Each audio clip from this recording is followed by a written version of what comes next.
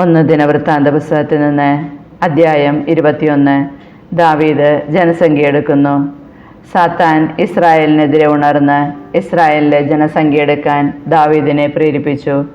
ദാവീദ് യോവാബിനോടും സേനാനായകന്മാരോടും കൽപ്പിച്ചു, നിങ്ങൾ ബേർഷേബ മുതൽ ദാൻ വരെയുള്ള ഇസ്രായേലരെ എണ്ണുവിൻ, എനിക്ക് അവരുടെ സംഖ്യ അറിയണം. യോവാബ് പറഞ്ഞു, കർത്താവ് ജനത്തെ 100 ഇരട്ടി വർദ്ധിപ്പിക്കട്ടെ. എൻ്റെ യജമാനായ രാജാവേ, അവർ അങ്ങയുടെ ദാസന്മാരല്ലയോ? പിന്നെ എന്തുകൊണ്ടിങ്ങനെ ആവശ്യപ്പെടുന്നു? ഇസ്രായേലിൽ എന്തിന് അപരാധം വരുത്തുന്നു? യോവാബിന് രാജകൽപ്പന അനുസരിക്കേണ്ടി വന്നു. അവൻ ഇസ്രായേൽ മുഴുവൻ ചുറ്റി സഞ്ചരിച്ച് ജെറുസലേമിൽ തിരിച്ചെത്തി. യോവാബ് ജനസംഖ്യ ദാവീദിനെ അറിയിച്ചു. ഇസ്രായേലിൽ യോദ്ധാക്കൾ ആകെ 11 ലക്ഷം, യൂദായിൽ 4,70,000. എന്നാൽ ലേവ്യരെയും ബെഞ്ചമിൻ ഗോത്രജരെയും യോവാബ് എണ്ണിയില്ല. കാരണം രാജകൽപ്പനയോട് അവന് വലിയ വിദ്വേഷം തോന്നി. ജനത്തിൻ്റെ കണക്കെടുത്തത് ദൈവത്തിന് അനിഷ്ടമായി. അവിടുന്ന് ഇസ്രായേലിനെ ശിക്ഷിച്ചു.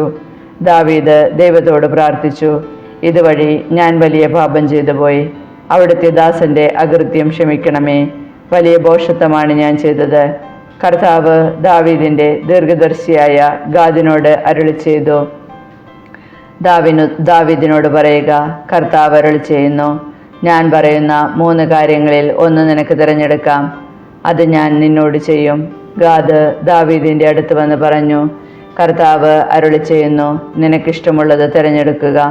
3 വർഷത്തെ ക്ഷാമം, അല്ലെങ്കിൽ 3 മാസം ശത്രുക്കളുടെ നിരന്തരമായ ആക്രമണവും നിന്റെ പാലായനവും, അതുമല്ലെങ്കിൽ 3 ദിവസം മഹാമാരിയാകുന്ന ഖഡ്ഗം കൊണ്ട് കർത്താവിൻ്റെ ദൂതൻ നടത്തുന്ന സംഹാരം.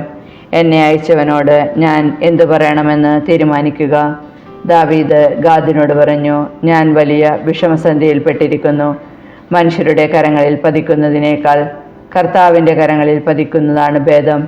അവിടുത്തെ കാരുണ്യം വലുതാണല്ലോ. കർത്താവ് ഇസ്രായേലിൽ മഹാമാരി അയച്ചു.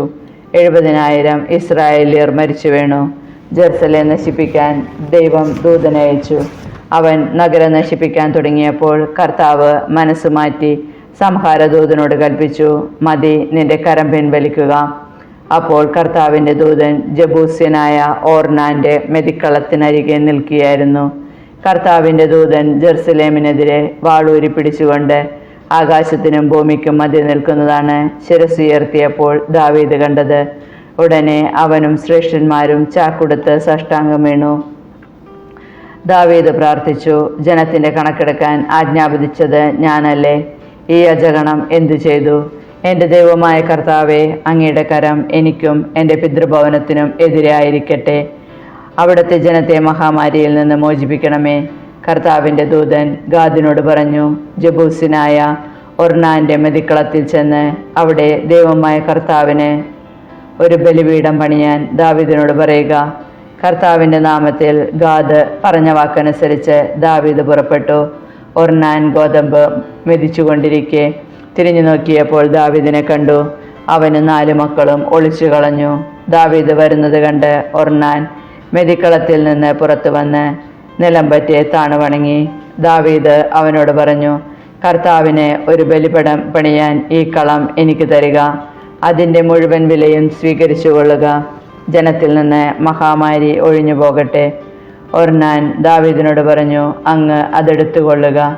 എൻ്റെ യജമാനായ രാജാവിന് ഇഷ്ടം പോലെ ചെയ്യാം. ഇതാ, ദഹനബലിക്ക് കാളകളും വിറകിന് മെതിവണ്ടികളും ധാന്യബലിക്ക് ഗോതമ്പും എല്ലാം ഞാൻ വിട്ടുതരുന്നു. ദാവീദ് പറഞ്ഞു, പാടില്ല, മുഴുവൻ വിലയും തന്നെ ഞാൻ വാങ്ങൂ. നിൻ്റേതായ ഒന്നും കർത്താവിനായി ഞാൻ എടുക്കുകയില്ല. പണം മുടക്കാതെ ഞാൻ കർത്താവിന് ദഹനബലി അർപ്പിക്കുകയില്ല. ദാവീദ് ആ സ്ഥലത്തിൻ്റെ വിലയായി 600 ഷെക്കൽ സ്വർണം ഒർണാന് കൊടുത്തു. ദാവീദ് അവിടെ കർത്താവിന് ബലിപീഠം പണിതു. ദഹനബലികളും സമാധാന ബലികളും അർപ്പിച്ചു. കർത്താവിനെ വിളിച്ചപേക്ഷിച്ചു. ആകാശത്തിൽ നിന്ന് ദഹനബലിപീഠത്തിലേക്ക് അഗ്നി അയച്ച് കർത്താവ് അവനുത്തരമരുളി. കർത്താവ് ദൂതനോട് കൽപ്പിച്ചു. അവൻ വാൾ ഉറയിലിട്ടു. ജബൂസ്യനായ ഒർണാന്റെ മെതിക്കളത്തിൽ വെച്ച് കർത്താവ് തനിക്കുത്തരമരുളിയതിനാൽ ദാവീദ് അവിടെ ബലികൾ അർപ്പിച്ചു. മോശ മരുഭൂമിയിൽ വെച്ച് നിർമ്മിച്ച കർത്താവിൻ്റെ കൂടാരവും ദഹന ബലിപീഠവും അന്ന് ഗിബെയോനിലെ ആരാധന സ്ഥലത്തായിരുന്നു. സംഹാരദൂതൻ്റെ വാളിനെ ഭയന്നതുകൊണ്ട് ദൈവത്തോട് ആരായുന്നതിന് അവിടെ പോകാൻ ദാവീദിന് കഴിഞ്ഞില്ല.